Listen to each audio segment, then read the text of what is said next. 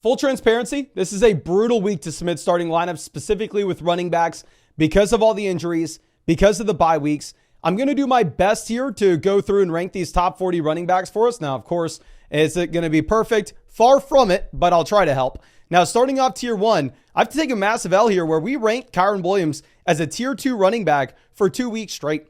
And the main reason for this is the 5 offensive linemen on the IR in Los Angeles. No Cup, no Puka. If we were looking at Las Vegas sportsbooks for back-to-back weeks against the Niners and the Bears, they were telling us that the Rams offense was going to have a very difficult time putting points on the board, very difficult time picking up first downs. But that being said, it doesn't freaking matter. Kyren Williams averaged over 20 carries a game. He averaged 3 targets a game over the past 2 weeks. So even if this offense looks a lot worse, he's still averaging 25 points per game over the past 2 weeks and 20 points per game this season. And if you actually look at what sportsbooks are saying for this week, right now, they do have the Los Angeles Rams with an implied team total of 22 points, much higher than they had a week ago. Now, going over to RB2, Jordan Mason is supposedly going to be in the highest scoring offense in the NFL this week, going up against the Arizona Cardinals. 29-point implied team total for the Niners here. Jordan Mason consistently seeing 20-plus carries a game. No hesitation. Alvin Kamara is our third running back. Obviously gives you the receiving usage that Jordan Mason doesn't. And Kamara has been the running back one so far this season. I mean, Kamara has given you a floor of about 16 points and a ceiling of 44 in a full PPR league. Now, with that being said, I do want to be a little bit lower with the expectations that we have for the Saints this week going up against the Chiefs, where right now sportsbooks are actually giving the Saints only an 18.5-point implied team total. Obviously, this is one of the best defenses you have in the league. Derrick Henry will be our next running back. Now, obviously, I have to take a massive L here. I looked at Derrick Henry coming into this season. I could not have been more wrong. We looked at a running back that was going to be 31 in January, that had declined in efficiency for 3 straight seasons, that was going to lose the receiving work to Justice Hill. And I thought it mattered. And what I failed to realize is Derrick Henry's big, Derrick Henry's fast, Derrick Henry's strong, Derrick Henry is the king. Derrick Henry, over the past 4 weeks, has given you over 20 points per game, even in a full PPR format. He is still up here as a top 5 back and an offense that wants to run the ball over and over and over again. He has been incredible. The fact that I thought my hot take of Josh Jacobs over Derrick Henry was working out well after week 1 is laughably bad. You see a season high 65% of the snaps this past week and a season high 199 rushing yards. And you have an implied team total of 26.5 points against the Bengals, where currently the Ravens are favored in this game. Now, tier 1, Bijan Robinson. Y'all are going to hate me for this. I completely understand. Yes, we called Bijan Robinson a tier 1 running back last week. And yes, the man was disappointing. I'll say a couple different things. Bijan Robinson still got there based off the receiving usage. This is going to give him that baseline floor that honestly can kind of save a bad fantasy football day where, yes, Tyler Algier is the leading rusher in Atlanta last week with Bijan Robinson dealing with the shoulder. You actually see a season low 64% of the snaps for Bijan Robinson. But even in that instance, you still hit 11.5 fantasy points in a horrible situation. And with Bijan Robinson, if you look at his underdog pick'em right now, they do currently have him higher, lower, 93.5 total yards, which is one of the highest marks on the week, which obviously, like we said, I do think that you have the receiving upside here as well. If you want to say Mason, Bijan Robinson's not that guy, he's going to suck, go take the lower than 93.5 total yards on Bijan. Just make sure he's in your lineup. But of course, if you wanted to check out that pick'em or any other pick'em on Underdog Fantasy, you can find that link in the description as well as the comment section. If you use promo code FLOCK, you will get a 50% deposit bonus up to $1,000. Plus, you will get a free pick'em more than less than half a total yard. If you sign up before the Thursday night game, that will be for a Kirk Cousins pick'em. And you will get a free team review in the live stream that we are doing every single night through flockfantasy.com. Just make sure you go through the link in the description or comment section and use promo code FLOCK. Now, let's move this over to our tier 2 backs. And yes, I am very sad to put Breece Hall down here at tier 2. Now, full transparency with you. You look at my rest of season rankings, I still have Breece Hall as a tier 1 running back rest of season in a full PPR format. Very similar to Bijan in that this was a running back you drafted to be an elite name that was very disappointing this past week. I am not moving him down to tier 2 because Braylon Allen's going to eat his lunch going into the future. It is just a nasty matchup going up against the Minnesota Vikings, where right now you have an implied team total of only 19 points for this New York Jets offense, and what should be one of the toughest matchups that we are going to see all year. And actually, you have the Vikings favored in this game. But I do want to reiterate, I mean, right now, if you're looking at Breece Hall, he's averaging over 6 targets a game. So with this kind of receiving skill set, he's a must-start guy in a full PPR format regardless. Going over to Kenneth Walker, I have no idea how this happened. You had over 60 dropbacks for Geno Smith last week, and Kenneth Walker had 3 rushing touchdowns. Insane. The game environment should honestly maybe be a little bit better this week going up against the Giants. You should be in a situation in which Kenneth Walker actually is the main focal point of this offense, where they're going to be able to run the ball consistently in the second half. Where right now, if you're looking at the spread on this game, it is about a 5.5 point spread. I do believe that Charbonnet is still going to have a role as a receiver, but clearly Kenneth Walker does look like he is going to be an absolute crusher, and I am terrified to play against him in the Flock League this week. Honestly, I'm kind of terrified to play the next guy here in Aaron Jones as well. If you're looking at Aaron Jones, I actually thought he could have been a potential sell-high candidate after week 1, but I mean, egg on my face, if that's what the saying is, because dear God, Aaron Jones turning into a true 3-down bell cow. Back in week 1, you only see 55% of the snaps. Ty Chandler actually does kind of operate in a committee here. But this past week against the Packers in the revenge game, Aaron Jones really doesn't leave the field. Aaron Jones plays 82% of the snaps. Over the past 3 weeks, Aaron Jones has had over 5 targets per game. And at the same time, if you are looking at Aaron Jones, he is playing in an offense that we were expecting to not be great, but the reality is it has been so far. So you do have touchdown upside with Jones having the goal line role. So you have the receiving usage. You're seeing the vast majority of the snaps. You're in a good offense that will have touchdown opportunities. That's everything that you look for in fantasy football. Now, Josh Jacobs, we ranked as an RB1 last week. He did not come through for us. And Jacobs has yet to have a game in fantasy this season with over 13 points. Back in week 2, he had 151 rushing yards, but he had 0 usage as a receiver, and he lost the fumble. But this is the get-right game for Josh Jacobs. You're going up against the Los Angeles Rams. Right now, you do have the Green Bay Packers favored in this contest by about 3.5 points. So if we assume that the Packers are actually able to lead this game, or it's going to be a close contest overall, you could see them actually lean on the run a little bit more, where obviously it kind of got away from them against the Minnesota Vikings, where you only had a total of 9 rushing attempts for Josh Jacobs this past week against Minnesota. It was a very tough matchup. I think this Rams matchup is going to be a lot better. And we know that Jacobs will be used as a receiver as well with Jordan Love under center, where we did see the 6 targets this past week. Now, Joe Mixon will be our next back. Now, Joe Mixon did not practice on Wednesday. So I definitely want to put out a massive little asterisk here, and that obviously I will update you every single night going into the future with Joe Mixon's availability. But if Mixon does play here against the Buffalo Bills, this should be one of the higher scoring game environments of the week. Obviously, Derrick Henry just had 199 rushing yards against the Bills, and Justice Hill got there as well. If you're looking at this situation, we should assume that Mixon gets the receiving usage as well as the volume as a rusher, where if we're looking at the first 2 weeks, while yes, Mixon does get injured, you still see 8 total targets through the first 2 weeks with Joe Mixon in for Houston. And Dameon Pierce could very easily miss this game as well, if that matters at all. Now, James Conner will be our next back. Now, with James Conner, the usage has been great so far this season, particularly as a rusher, where you've had 16 rushing attempts, 21 rushing attempts. Obviously, against Detroit, they're not able to run the ball at all, as no team is able to. Other than Kenneth Walker's 3 touchdowns last week. What am I talking about? But anyway, Washington, it's a game environment where you really were expecting it to be a Cardinals win, or at least that's what sportsbooks were expecting. And Washington kind of goes out and crushes, but it doesn't matter. Connor still gets you the 18.5 fantasy points.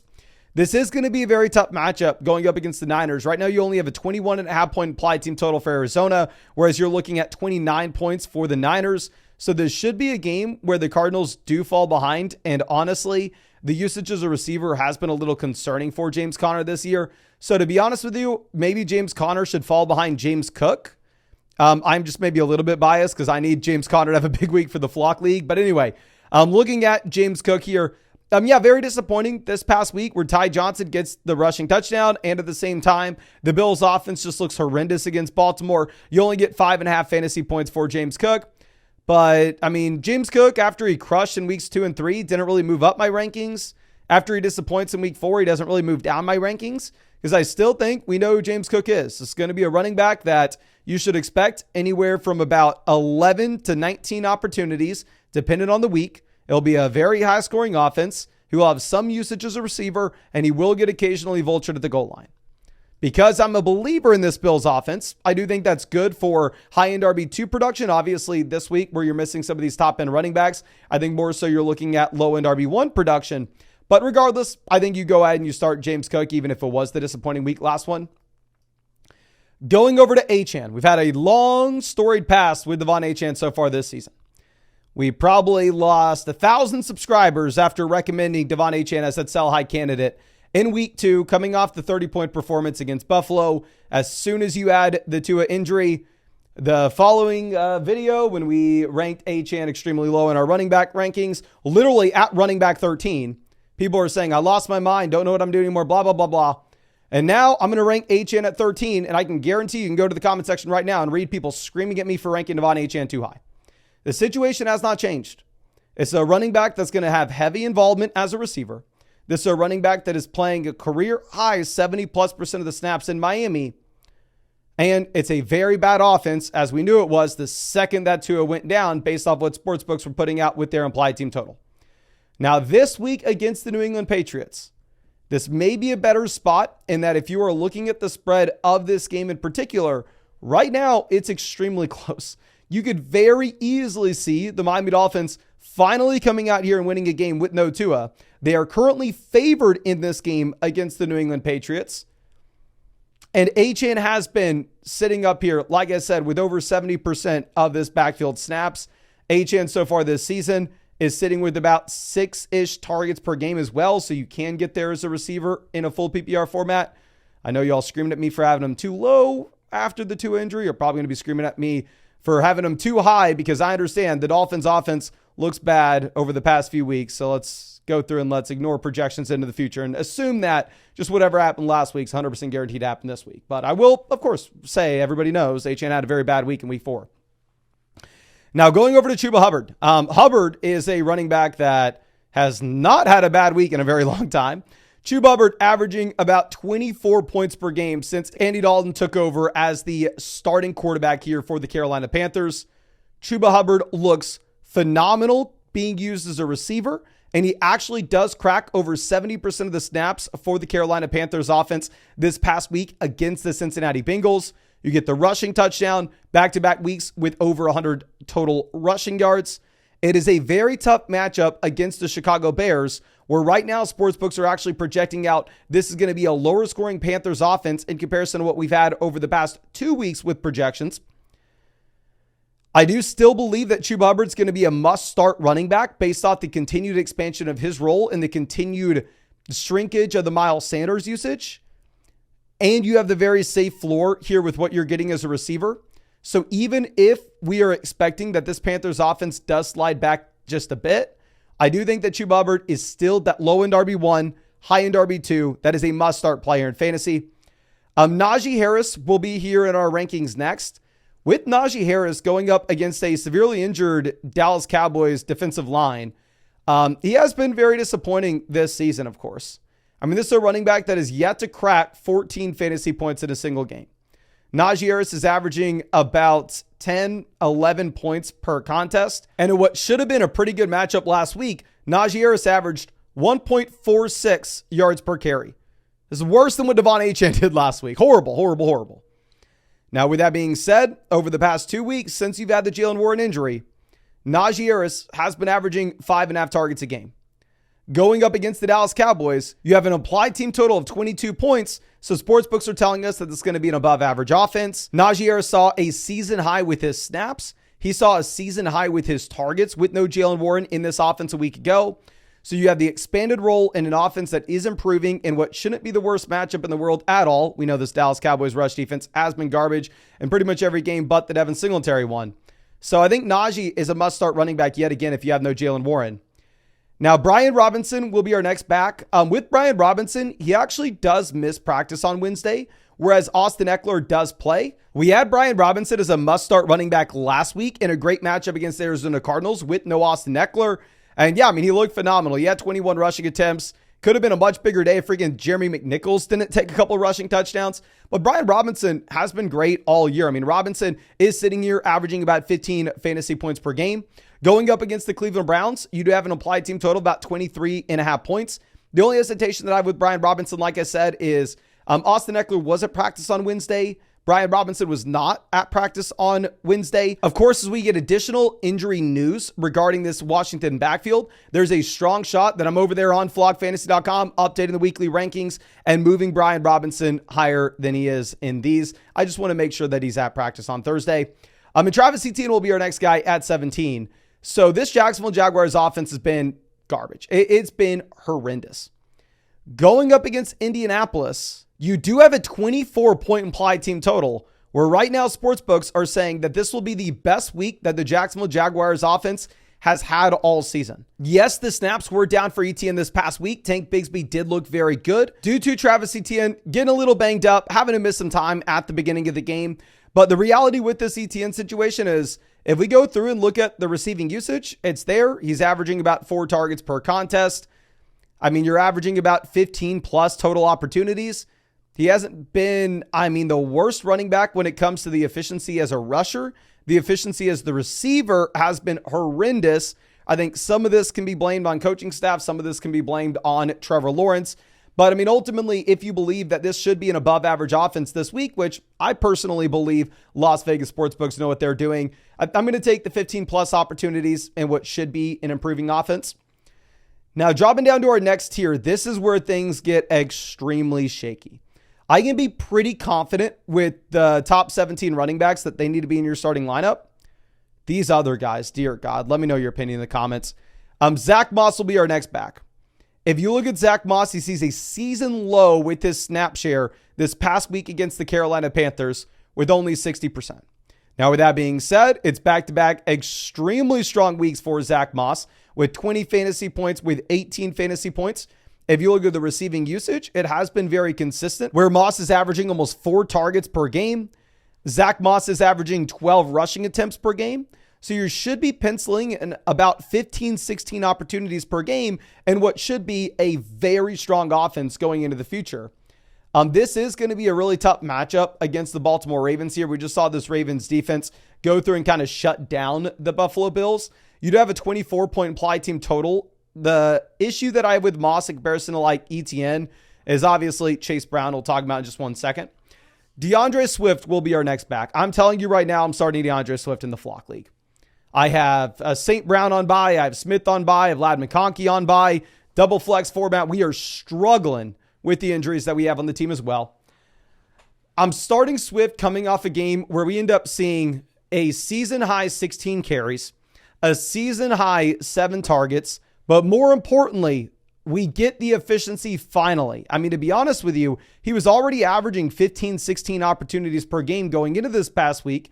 The issue had been his yards per carry was sitting at about 2 flat. It was disgusting here for DeAndre Swift with the efficiency in this backfield. A lot of this can be blamed on the offensive coordinator. A lot of this can be blamed on the offensive line. A lot of this can be blamed on DeAndre Swift himself.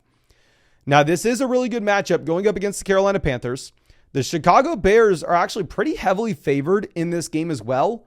So you can assume that maybe this is a Bears team that's able to run the ball in the second half. Khalil Herbert was not active this past week. I'm starting DeAndre Swift, and I'm terrified he's going to give us another 5-6 fantasy points. Now, Jerome Ford will be our next back. Now, Ford has a massive asterisk on this ranking. If Nick Chubb plays this week, which Nick Chubb did practice on Wednesday, then obviously Jerome Ford dramatically falls down these ranks. But I'm making them under the assumption that we will have no Chubb, that Ford has the very safe usage as a receiver, where so far this season, the man is averaging about 5 targets per game. Back-to-back games here with 10 rushing attempts. So you're getting about a total of 15 opportunities per game from Jerome Ford. It's a good matchup going up against Washington as well. Devin Singletary will be our next back. I mean, with Singletary, you have cheap volume in a bad offense. I think it's very easy to say that. The receiving usage isn't phenomenal. I mean, you're averaging 3 targets a game, but I mean, at the same time, you are also averaging about 14 rushing attempts per game as well. So if we are looking at the 14 rushing attempts a game, the 3 targets game, we know we have the safe volume. It's just the big play potential maybe is not so much there. Touchdown upside may not be super exciting as well. You have an implied team total of 18 points going up against Seattle. You're, heavy dogs in this game as well. So maybe you're not able to run the ball in the second half. But obviously, with that being said, it's going to be the situation with Singletary for a lot of games this year. Chase Brown will be our next running back. I honestly should probably have Chase Brown lower than this. The next time these rankings come out, obviously, we're going to be updating them on the site every day, but we'll drop you some flex rankings probably tomorrow. Chase Brown's probably going to be a little lower in comparison to some of these other running backs. Obviously, I want to get very excited about what you had this past week with the 2 rushing touchdowns, with the 15 carries in what should be a very good offense. The volume hadn't been there all year. Chase Brown's pretty much just been a backup running back through the first 3 weeks. But if you are looking at Chase Brown, he's averaging well over 5 yards per carry so far this season, has looked more explosive than Zach Moss on a per touch perspective. Now, the issue, of course, is the opportunity is not guaranteed, which is why he probably needs to be lowered down a bit, or at least we need to separate Chase Brown and the tier of running backs ahead of him, or the guys ahead of him. They should be in a different tier. I'm going over to Kareem Hunt. With Kareem Hunt, I am operating under the assumption that he is the guy that we want in Kansas City going into the future. Now, with that being said, Clyde Edwards-Helaire may be coming off the PUP. With that being said, Carson Steele may still be active. And with that being said, you may also have Samaje Perine still stealing some of these targets in this backfield. So I think it's difficult to view Kareem Hunt as an absolute must-start running back at this point. Obviously, if he does come out and if he does look to just crush with 20 opportunities, then you could very easily see next week in these rankings, Kareem Hunt being up there at RB13, at RB12 if he has 20 opportunities this week. Trey Sermon will be our next back. Now, on the waiver wire video, we had, 1,000 different Colts fans going, oh, don't pick up Sermon. He's going to be in a committee. Oh, pick up Sermon. He won't be in a committee. All I can say with Trey Sermon is, based off the usage that we've had so far this season, including back in week 2, where he had 32% of the snaps, obviously a very weird game environment, but also in week 4, where you did have Jonathan Taylor go down, Trey Sermon is the only running back that we have seen get used in this offense outside of Jonathan Taylor. With that being said, Trey Sermon has never had success in fantasy football. This is his 4th year in the NFL, and he's had a total of 87 carries. Now, we know that running backs stepping into opportunity can find success regardless of what their previous past was. But this is an NFL journeyman running back that we haven't seen do it before, that we don't know exactly what the role is going to be. If Anthony Richardson is under center, we shouldn't expect a very high target share for Trey Sermon out of the backfield, and Sermon could get vultured at the goal line as well. So I think that there is just natural uncertainty that you have with Trey Sermon. Now, going over to what we have with Rachaad White. Rachaad White is a running back that's almost saved his day, specifically as a receiver, where the volume's been there this season, where he's averaged 4 targets per game. But since week 1, he's also only been averaging about 7-8 fantasy points per game as well. He is a little more efficient this past week, of course, but on the whole, he's still been a very inefficient running back, both last season and as well as this year in comparison to Bucky Irving. This is a much better Buccaneers offense than we initially gave it credit for. You have an implied team total of 21 points. He still does appear to be the running back 1 in Tampa. Just not somebody that I'm super excited to start. Like, if you look at what the Bucs offense did last week and go, okay, what did Rachaad White? He scored 10 points.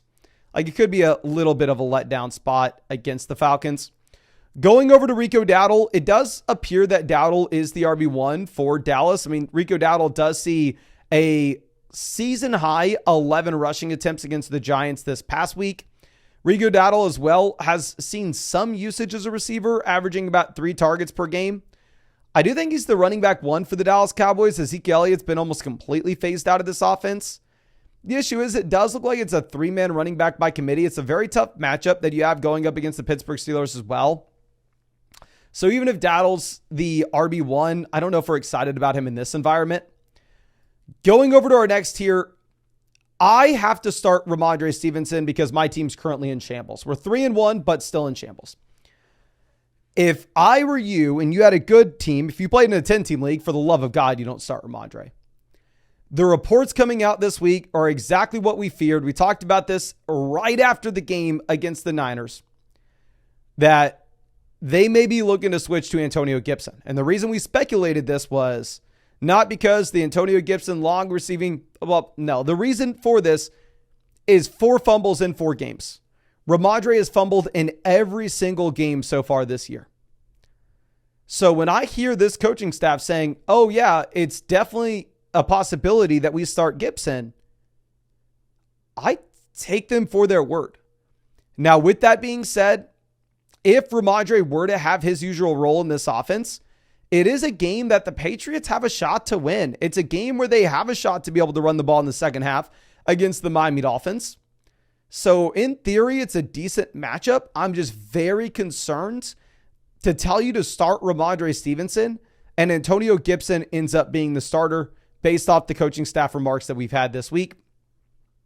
Bucky Irving will be our next guy in here. Obviously, Bucky Irving is trending in the right direction. I mean, this is a running back right now that's averaging over 5 yards per carry. He's been very efficient where Rachaad White hasn't.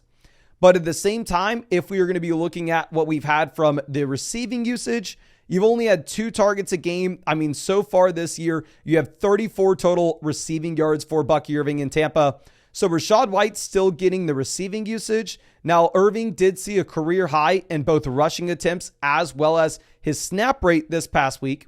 But also, I don't know if we can assume that the Tampa Bay Buccaneers offense is going to be one of the best offenses in the league every single week going into the future. They definitely look good, but you do have a 21-point implied team total against the Falcons. Now, going over to Zach Charbonnet. Charbonnet has had double-digit fantasy points every single week this year. And Charbonnet, I do stand by. I think that he will have the receiving usage. And in a game where Seattle does fall behind, you could presumably start Rachaad White. But the vast majority of his value comes from the handcuff appeal, where if Walker goes down, he's immediately top 10 in our rankings, and we know we'll be able to handle the volume. The rushing attempts fell to 2 this past week with Kenneth Walker in this game. Now, obviously, the game environment against the New York Giants may lead to a little more rushing from Seattle this week. But honestly, if Charbonnet's running back you're relying on the receiving usage from, I don't know if that's a great thing. Braylon Allen will be our next back. With Braylon Allen, I think you could go through and throw him in for a desperation spot start. With Allen, this is a running back that does see a career high 36% of the snaps in this Jets backfield this past week. He looks more efficient than Breece Hall. I mean, he looks great. The man is out there averaging almost 5 yards per carry on the year. The usage as a receiver is not a phenomenal, but it's not horrible either. He's averaging almost 3 targets a game. He looks great every single time he touches the ball. I would rank him immediately as a top 10 RB if Breece Hall were to go down, but obviously we still expect Breece to be the guy, and it is a tougher matchup going up against Minnesota. Javonte Williams will be our next running back at 31. To be honest with you, I probably have higher hopes than Javonte than this. It's a very good matchup going up against the Raiders, where this may be one of the very few games that the Denver Broncos are favored in. They have an implied team total of 19.5 points. Javonte Williams has had some usage as a receiver here as well. I will probably be starting Javonte Williams this week in the Flock League. This is going to be one of those decisions that I have. I think it's a good matchup. I mean, you had 19 opportunities last week against the Jets. Obviously, very, very weird game environment. Javonte has been laughably inefficient so far this season, where you're going from 2.8 yards per carry week 1, 1.5 yards per carry week 2, 2.4 yards per carry week 3, 4.8 in week 4. Is this Javonte's fault? Probably some of it. Is this the Broncos' fault? Probably a lot of it, but he's still on the Broncos. It's still a very bad offense. I just think that maybe the environment's a little bit better. Now, going over to our next ranking with Alexander Madison, I know this is going to be something that probably upsets a lot of people having Madison this low, because as it looks right now, while Alexander Madison, didn't pop off the page if you were looking at a snap rate this past week, The coaching staff did come out and say, hey, Alexander Madison's probably our starting RB. And Alexander Madison has scored 2 rushing touchdowns on the season. I mean, actually, he scored 3 total touchdowns if you include the receiving touchdown. And I do think that he is the guy that you would want over Zamir White based off his receiving skill set and the fact that he is the goal line name at the same time. But similar to how we ranked Trey Tucker extremely low in the rankings this week, I'm just making a statement with this Alexander Madison ranking, where right now you have an implied team total of 17 points here for the Raiders going up against a good Denver Broncos defense. I think this is probably a spot where you just want to bench as many Raiders as you can. Really, the only guy I'm excited to play is Bowers. Now, going over to Austin Eckler, Eckler gets a concussion in week 3 against Cincinnati. But, if you look at Eckler, through the first 3 weeks, he's had 10 points in every single contest in a full PPR format. Obviously, this is a ranking that is subject to change in a big-time way. I'm not 100% sure Austin Eckler is going to be playing this week. I'm not 100% sure that Brian Robinson will be playing this week. If you were to have no Brian Robinson, then Eckler for sure becomes a must-start player for us.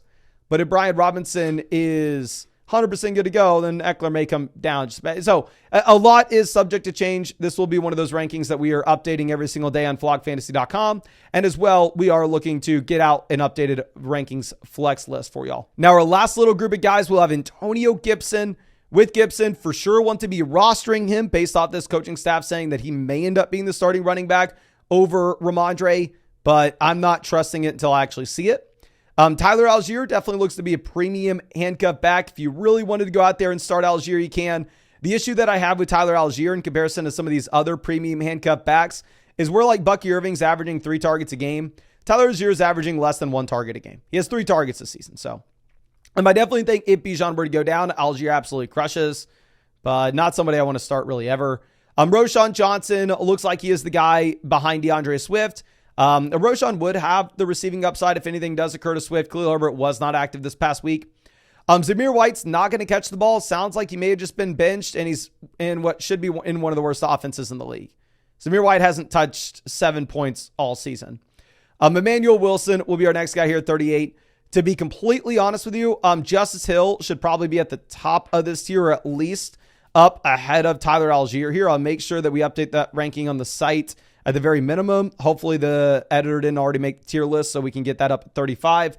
But regardless, Justice Hill actually may be a decent game environment and what should be a high scoring contest against Cincinnati. Justice Hill's averaging, about 3-4 carries per game, but obviously what you're looking at with Hill is he's more like a wide receiver 4 than a running back 4. Looking at Emmanuel Wilson, Tank Bigsby. Bigsby obviously flies if Etienne does miss time, but Tank Bigsby did split the number 2 job with Dearness Johnson this past week, and Bigsby has had a total of 0 targets this season. So one of my most drafted guys on Underdog when he was around 18 pick, but at the same time, I don't think Tank Bigsby all of a sudden, just because he had the 90 rushing yards and had the good play, big play this past week, is somebody that you just have to be jamming in. I think it's going to be Etienne's job, but I think that's all I got for you. I really do appreciate you and really hope I was able to help you out in some way. And definitely want to reiterate, if you want to hang out with us in the live stream, I'll be live streaming every single night. We'll be answering questions, trade questions, start sit questions, full-blown team reviews. If you want to get your team reviewed for free through flockfantasy.com, you can take advantage of the offer that we have with Underdog Fantasy, or if you go to the link in the description or the comment section and use promo code FLOCK on Underdog, you'll be getting that 50% deposit bonus up to $1,000. Plus, with promo code FLOCK on Underdog, you'll be getting a free pick'em. That's going to be either more than less than half a total yard for Kirk Cousins pick'em, or if it's after the Thursday night game, it will be a different player.